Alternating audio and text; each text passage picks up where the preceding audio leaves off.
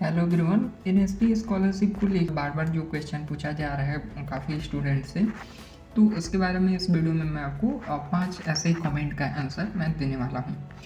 तो सबसे पहला है कि जो आपका एनएसपी स्कॉलरशिप है इसका लास्ट डेट को लेके। अब इस पे जो कमेंट है वो बहुत ज़्यादा कमेंट आते हैं। सबसे ज़्यादा अभी जो कमेंट आ रहा है वो लास्ट डेट को लेकर ही आ रहा है। तो एनएसपी स्कॉलरशिप अप्लाई करने का लास्ट डेट जो है वो आपका क्या है, तो मैं आपको बता दूं कि अभी जो आपका अपडेटेड लास्ट डेट है वो 15 दिसंबर 2024 स्कीम अप्लाई करने का है। और आपका जो इंस्टीट्यूट वेरिफिकेशन और डिफेक्टिव एप्लीकेशन वेरिफिकेशन है ये 31 दिसंबर 2024 है। और आपका डीएनओ एसएनओ और एमएनओ वेरिफिकेशन जो है ये आपका 15 जनवरी 2025 है। ये और जो लास्ट डेट है एसपी स्कॉलरशिप के सभी स्कीम के लिए है।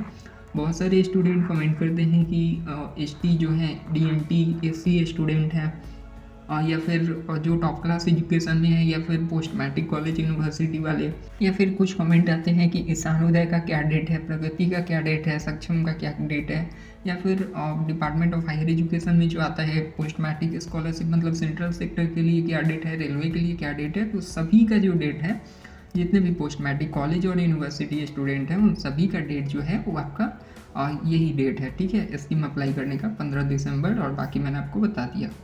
दूसरा जो क्वेश्चन है कि अगर आप स्कॉलरशिप अप्लाई कर लेते हैं तो आपको डॉक्यूमेंट कौन कौन सा सबमिट करना होगा, तो इसके ऊपर एक कंप्लीट वीडियो बना हुआ है और इसका आपको डिस्क्रिप्शन में लिंक मिल जाएगा, वो आप देख सकते हैं वहाँ से।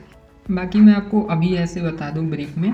तो सबसे मेन जो है आपका वो एप्लीकेशन का प्रिंट आउट होगा, उसके बाद फिर आपका एनएसपी फिर उसके बाद आपका मार्कशीट होगा जो कि आपका प्रीवियस लास्ट एग्जाम पास आपने किया है उसका मार्कशीट, और आपका पासबुक हो गया, डोमिसाइल सर्टिफिकेट, कास्ट सर्टिफिकेट। हो सकता है कि आपके कॉलेज में कास्ट सर्टिफिकेट ना लगे।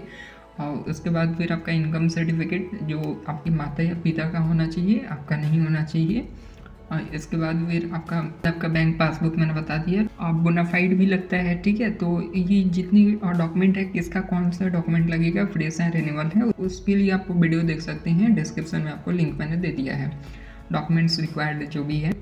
अब यही डॉक्यूमेंट में ही कुछ और कमेंट आ रहे हैं कि इनकम सर्टिफिकेट को लेके। तो जैसा मैंने आपको बताया कि माता या पिता का आपका इनकम सर्टिफिकेट होना चाहिए, तो इस पर ये कमेंट आया था। ज़्यादातर कमेंट ये था कि क्या हम अपना इनकम सर्टिफिकेट दे सकते हैं। तो इनकम सर्टिफिकेट आपको नहीं देना है, तभी आपको स्कॉलरशिप मिल रहा है। ठीक है, अगर आप इनकम कर रहेंगे और आप इनकम सर्टिफिकेट देंगे तो आपका नहीं हो पाएगा। ठीक है, और इसमें भी ये कमेंट था कि किस लेवल पे होना चाहिए, तो आरओ लेवल पे हो या एसडीओ लेवल या डीएम लेवल। तो आरओ लेवल पे होगा तब भी आपका चल जाएगा। ठीक है, मतलब ब्लॉक आपका जो है, जो भी एरिया का ब्लॉक है वहाँ से भी आप बनवाते हैं तो ये आपका वैलिड होता है। और एक इनकम सर्टिफिकेट मतलब चाहिए। तो अगर आपके माता या पिता किसी का भी आप देना चाहते हैं तो आप दे सकते हैं। ऐसा नहीं है कि पिता का ही देना है या फिर माता का ही देना है। ठीक है, किसी का भी आप दोनों में से दे सकते हैं।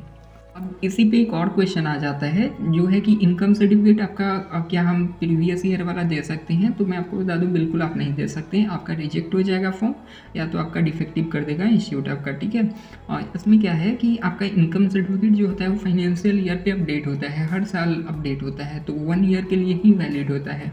तो अगर आपका 1 ईयर अभी नहीं हुआ है तो आप उसको दे सकते हैं, और अगर आपका 1 ईयर हो चुका है जो आपका इनकम सर्टिफिकेट है तो आप नया बनवा लीजिए और उसको आप सबमिट कर दीजिएगा। ठीक है, अगर आप ऑनलाइन करते हैं तो बहुत कम ही मतलब एक सप्ताह के अंदर बन जाता है, या फिर अगर आप ब्लॉक लेवल से आरओ लेवल से जैसे वो बनवाते हैं तो उसमें आपका 1 से 2 सप्ताह के अंदर आपका हो जाएगा। ठीक है, और एक क्वेश्चन ये था कि एनएसपी स्कॉलरशिप अप्लाई करने के बाद हमें क्या करना है। ठीक है, क्या हमें कुछ और करना है, मतलब वेरिफिकेशन के लिए कुछ।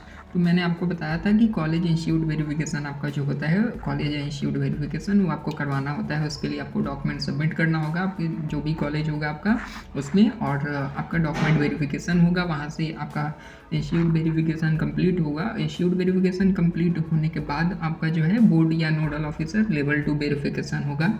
उसके बाद फिर आपका जो भी वेरिफिकेशन का प्रोसेस है वो कंप्लीट करके एनएसपी जब फाइनल वेरीफाई करता है तो आपका पीएफएमएस के पास पेमेंट के लिए भेजता है। फिर आपका पीएफएमएस का स्टार्ट होता है प्रोसेस। तो इसके ऊपर भी कंप्लीट वीडियो बना हुआ है, आपको डिस्क्रिप्शन में लिंक मिल जाएगा, वो आप चैनल पे चेक कर सकते हैं। ठीक है, तो ये आपका प्रोसेस का हो गया। और भी अगर आपको कोई क्वेश्चन है और जो मैंने अभी आपको नहीं बताया, तो प्रॉब्लम को लेके बहुत कम ही कमेंट आ रहे हैं, क्योंकि पहले टेक्निकल प्रॉब्लम ज़्यादा होता था, अभी ऐसा कुछ नहीं हो रहा है, ठीक है। और तब भी अगर आपको अभी भी फेस आप कर रहे हैं कोई प्रॉब्लम, तो आप मुझे कमेंट कर सकते हैं। ऐसे ही इन्फॉर्मेटिव वीडियोज़ के लिए चैनल को सब्सक्राइब कर लीजिएगा, और कोई क्वेश्चन होता है तो बिल्कुल आप कमेंट कीजिए। Thank you.